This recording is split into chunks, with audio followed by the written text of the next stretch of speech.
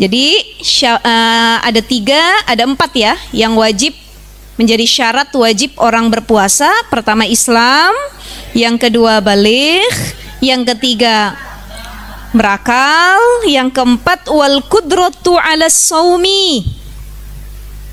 Dia mampu berpuasa. Jadi kalau dia nggak mampu nggak apa-apa, nggak dibebani kewajiban. Dia bisa membayar dengan fidyah. Contoh orang tua renta yang sakit dan tidak bisa apa-apa lagi termasuk melakukan puasa. Udah tua, sakit, nggak kuat puasa, maka dia boleh untuk tidak berpuasa dan tidak menjadi kewajiban. Kenapa? Karena nggak ada kudroh lagi. Di orang sakit, orang tua renta, sakitnya ini adalah sakit yang tidak ada harapan sembuh.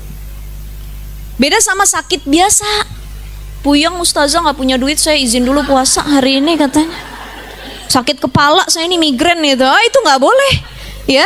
Tetap dia kudroh, ada kemampuan untuk puasa. Yang nggak boleh itu kalau kudrohnya hilang, nggak ada kemampuan sama sekali. Kalau dia berpuasa, si orang sakit ini sakitnya bisa bertambah parah, bahkan bisa sampai kematian menghampirinya. Itu boleh untuk tidak berpuasa dan nanti harus bayar fidyah. Mohon maaf, hati-hati ibu-ibu sekalian, lagi puasa ngomongin yang vulgar dan kotor itu pun batal pahala puasa. Bukan puasanya, pahala puasa.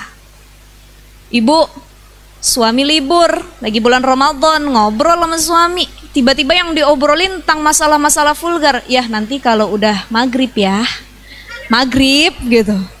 Iya, emang kenapa kalau udah maghrib? Iya pokoknya begitu ya Yahya. Yang diomongin macem-macem dan sampai masuk dalam kategori pembahasan suami istri yang harusnya nggak dibahas gitu ketika puasa, itu dapat membatalkan pahala puasa. Ya, jadi ini harus hati-hati, jangan sampai kebablasan. Apalagi ngomongin orang lagi puasa, enak apa enggak? Benar. Ketemu di majelis ta'lim nih, di majelis Rumil. Ya, Masya Allah, ada aja kesalahan orang lain yang nampak di hadapan kita. Padahal kita lagi puasa, itu membatalkan pahala puasa secara pahala, tapi tidak secara zohir. Bagaimana hukumnya orang yang berpuasa di bulan suci Ramadan, tapi dia meninggalkan sholat 5 waktu ataupun sholat wajibnya? Lahu halatani, maka ada 2 keadaan ataupun hukum tersebut. Sebagaimana dalam kitab Taqriratus Sadidah. Keadaan yang pertama, andai kata dia meninggalkan sholat dan dia sedang berpuasa, maka kalau dia meninggalkannya karena mengingkari kewajiban perintah sholat tersebut, hukumnya batal puasanya otomatis dan dia dihukumi murtad. Yang kedua, kalau dia meninggalkan sholat sebab karena lalai ataupun malas, puasanya tetap dianggap sah tapi tidak bernilai pahala sedikit pun. Oleh karenanya, agar puasa kita lebih bermakna dan juga kita tidak melakukan maksiat ketika di bulan Ramadan, jangan sampai hanya kita mengerjakan yang wajib puasanya saja, tapi sholat wajibnya kita tinggalkan. Karena keduanya hukumnya wajib dan berdosa apabila kita tinggal. Pertanyaan begini, Ustazah, saya puasa sunnah, begitu siang hari disuruh batalin sama suami. Batalin apa kagak? Kenapa harus dibatalkan? Karena puasanya sunnah. Perintah suami wajib. Maka yang harus didahulukan perintah suami. Itulah ibu-ibu kalau mau puasa sunnah izin dulu sama suami. Jangan sampai akhirnya berantem di siang hari. Mohon maaf, suaminya ternyata butuh ya ketika siang hari, tapi kitanya puasa. Nah itu harus dibatalin karena puasa sunnah. Tapi beda kalau puasanya Ramadan.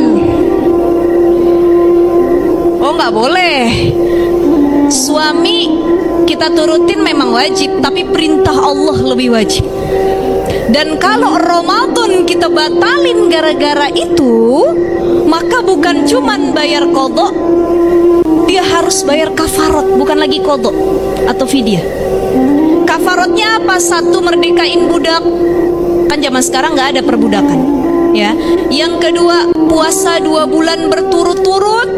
1 bulan aja begitu banyak godaannya, gimana 2 bulan berturut-turut. Yang ketiga, memberi makan 60 orang fakir miskin. Tuh kalau puasa Ramadan. Bagaimana jika qadha kita tertunda sampai Ramadan berikutnya? Kita punya hutang puasa 2023 nih kemarin nih. Kita masuk ke 2024, puasa kita belum kebayar. Keburu masuk ke 2025. Jadi sudah melewati Ramadan, masuk Ramadan yang selanjutnya. Maka di sini juga ulama berbeda pendapat, sok mangga dicatat. Ya, pendapatnya ada dua. Pendapat pertama mengatakan tidak perlu ada fidyah, jadi cuman qadha saja. Misal kita meninggalkan 2 Ramadan. Ramadan pertama 5 hari, Ramadan kedua 5 hari, cukup diqadha 10 hari. Kata pendapat yang pertama, nggak perlu bayar fidyah. Baik dia tertunda bayar qadhonya karena ada uzur syar'i yang dibenarkan, ya sakit, kemudian lagi apalah banyak hilang akal, gila dan lain sebagainya, ataupun tidak ada uzur syar'i, nggak perlu bayar fidyah, cukup diqadha saja. Nah, kurang lebih begini, manusia ketika dia hidup, dia nggak pernah luput dari masalah. Siapapun makhluk hidup yang Allah ciptakan pasti Allah uji. Jadi ini kaitannya dengan ujian dalam hidup. Karena dalam surah Al-Anbiya Allah Subhanahu wa taala berfirman, "Wa nabluukum bisyarri wal khairi fitnah." Tahu tidak teman-teman sekalian, ternyata selama kita hidup diujinya tuh dengan 2 hal. Bil khairi wasyarri. Bil khairi wasyarri. Kalau nggak syari khairi, khairi syarri. Apa khairi dan syarri? Ujian manusia itu 2, kebaikan, keburukan. Kebaikan, keburukan. Selama ini kita menganggap ujian itu hanya dalam bentuk keburukan saja. Ketika kehilangan orang yang kita cintai, kehilangan orang-orang terdekat kita, ketika ditimpa musibah, ketika diambil kenikmatan yang Allah berikan kepada kita, kita merasa itu ujian. Tapi kita lupa ada satu ujian lagi yang lebih dahsyat, yaitu ujian dalam bentuk kesenangan.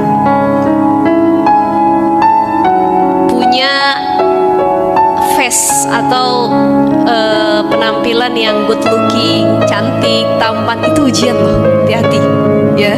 Jadi nggak boleh sombong. Sombong dikit dicabut sama Allah, dia nggak bisa lagi sombong dengan apa yang dia miliki.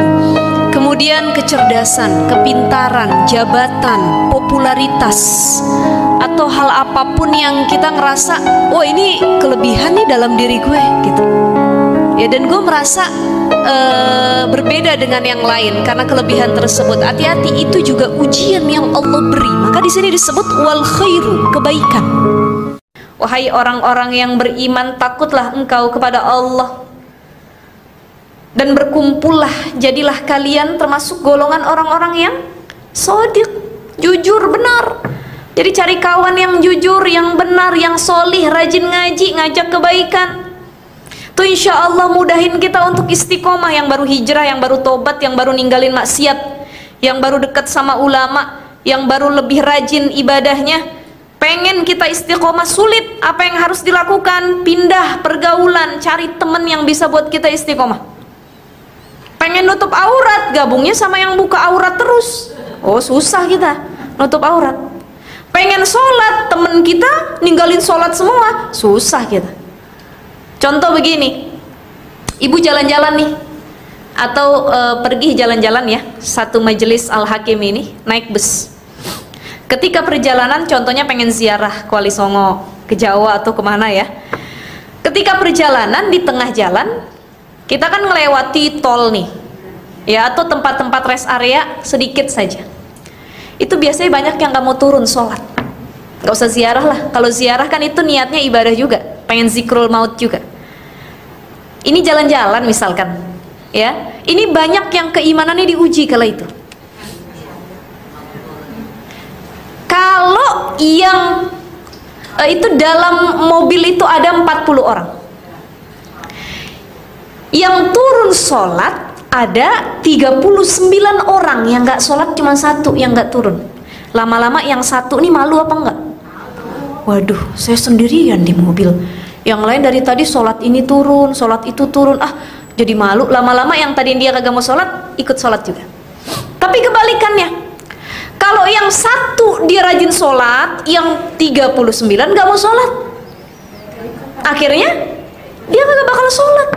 Udah deh ribet banget, cuma satu orang doang yang sholat, yang lain juga gak ada yang sholat, gak usah berhenti Pak Supir, katanya. Udah.